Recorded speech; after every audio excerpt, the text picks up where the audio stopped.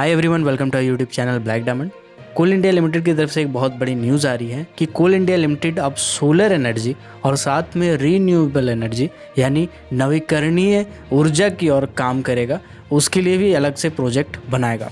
कोल India ने अब कोयला के साथ साथ सौर ऊर्जा यानी सोलर एनर्जी और नवीकरणीय ऊर्जा यानी रीन्यूएबल एनर्जी के क्षेत्र में महत्वपूर्ण पहल की है।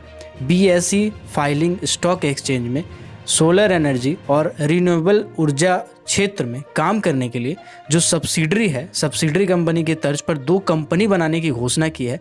इन दो कंपनी का नाम कोल इंडिया सोलर प्राइवेट लिमिटेड तथा कोल इंडिया नवीकरणीय ऊर्जा लिमिटेड होगा।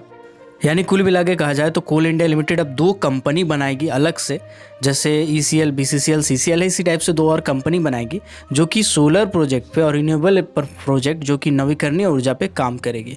इन दोनों कंपनी का नाम कंपनी ने डिक्लेयर कर दिया है, कोल इंडिया ने डिक्लेयर कर दिया है। एक का नाम तो कोल इंडिया सोलर प्राइवेट लिमिटेड होगा और एक का नाम होगा कोल इंडिया नवीकरणीय ऊर्जा लिमिटेड। इसकी पुष्टि कोल इंडिया के वरिष्ठ अधिकारियों ने किया है। आपको बता दें कि कोल इंडिया का 80% भाग से ज़्यादा योगदान है घरेलू कोयला में, यानी भारत का जो कोयला होगा उसमें करीबन 83% योगदान है कोल इंडिया लिमिटेड का। और देश भर में पावर प्लांट कोल इंडिया और जो भी इसके सब्सिडरी कंपनी है वो इसके कोयले के भरोसे ही संचालित है। कोयला जो प्रोडक्शन में कोल इंडिया की 7 महत्वपूर्ण कंपनियां हैं, 7 सब्सिडरी कंपनी हैं जो कोल का प्रोडक्शन में अपना योगदान निभाती है, जिसमें ECL यानी ईस्टर्न कोलफील्ड लिमिटेड, BCCL यानी Bharat Coking Coal Limited, CCL यानी सेंट्रल कोलफील्ड लिमिटेड, NCL यानी नॉर्दर्न कोलफील्ड लिमिटेड, MCL यानी महानदी कोलफील्ड लिमिटेड, WCL यानी वेस्टर्न कोलफील्ड लिमिटेड और SCCL यानी साउथ ईस्टर्न कोलफील्ड लिमिटेड काम करती है। लेकिन समय के साथ साथ और परिस्थितियों में और समय में आने वाले बदलाव को देखते हुए कोयले की उपयोगिता को कम करने की जो संभावना है उसको देखते हुए कोल इंडिया ने सौर ऊर्जा यानी सोलर एनर्जी और नवीकरणीय ऊर्जा पर जोर दिया है और इस क्षेत्र में काम करने के लिए डिसीजन लिया है। सौर ऊर्जा से संबंधित कई प्रोजेक्ट चल रहे हैं। वैसे कंपनी इन क्षेत्रों के विस्तार में काम करने की घोषणा महत्वपूर्ण मानी जा रही है। आपको बता दें कि झारखंड में भी सौर ऊर्जा से संबंधित बड़े प्रोजेक्ट पाइपलाइन में हैं। अभी झारखंड के भी कई प्रोजेक्ट जो हैं सोलर एनर्जी वाले वो उन पे अभी काम चल रहा है, वो भी जल्द ही हमें देखने को मिलेंगे। साथ ही साथ कोल इंडिया के जो चेयरमैन श्री प्रमोद अग्रवाल, उन्होंने ये संकेत दिए थे कि आने वाले दौर में कोल इंडिया लिमिटेड और उसकी जो भी सब्सिडरी कंपनी है उसमें सोलर एनर्जी को लेके काम करेगी और इसके लिए एक मुकम्मल योजना भी बनाई जा रही है।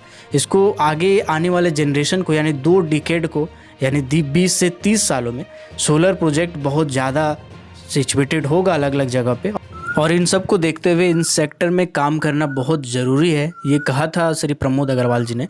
तो उन चीज़ों को देखते हुए ये कहा जा सकता है कि आने वाले टाइम में यानी लगभग 20 से 30 सालों में हमें कई सारे सोलर एनर्जी के प्रोजेक्ट दिखने वाले हैं और साथ ही साथ रीन्यूएबल यानी नवीकरणीय ऊर्जा जितने भी हैं उससे रिलेटेड प्रोजेक्ट भी हमें दिखने वाले हैं। नेक्स्ट न्यूज़ BCCL से आ रही है। छत्तीसगढ़ की कंपनी को कोयला खनन के लिए 530 करोड़ का एक प्रोजेक्ट मिला है। BCCL के CV एरिया की दहीबाड़ी OCP के पैच B में कोयला खनन के लिए छत्तीसगढ़ की रायपुर की कंपनी जो है हनुमंत कंस्ट्रक्शन प्राइवेट लिमिटेड, उसको 530 करोड़ का मेगा प्रोजेक्ट ऑथर किया गया है, आवंटित किया गया है। सबसे कम बोली लगाकर ये कंपनी हासिल की है इसका टेंडर। तो BCCL के CV एरिया के मैनेजमेंट ने 1 जनवरी को ये टेंडर निकाला था। कंपनी को 6 साल तक का कार्यकाल दिया गया है। कोयला खनन के लिए प्रोजेक्ट आवंटित किया गया है। मेगा प्रोजेक्ट की शुरुआत की बात करें तो इसके लिए BCCL प्रबंधन कई वर्षों से प्रयासरत था। जमीन संबंधित अड़चन दूर करने के बाद CMD, DT सहित कई अन्य अधिकारियों ने इसका दौरा किया था। CV एरिया के भू संबंधक अधिकारियों ने ग्रामीणों के साथ कई बार बैठक की। प्रबंधन का मानना था कि प्रोजेक्ट में कोयला खनन के पूर्व भूमि का सीमांकन किया जाएगा। आपको बता दें कि 86.100 लाख मीट्रिक टन कोयला का इससे उत्पादन करना होगा, ये टारगेट दिया गया है।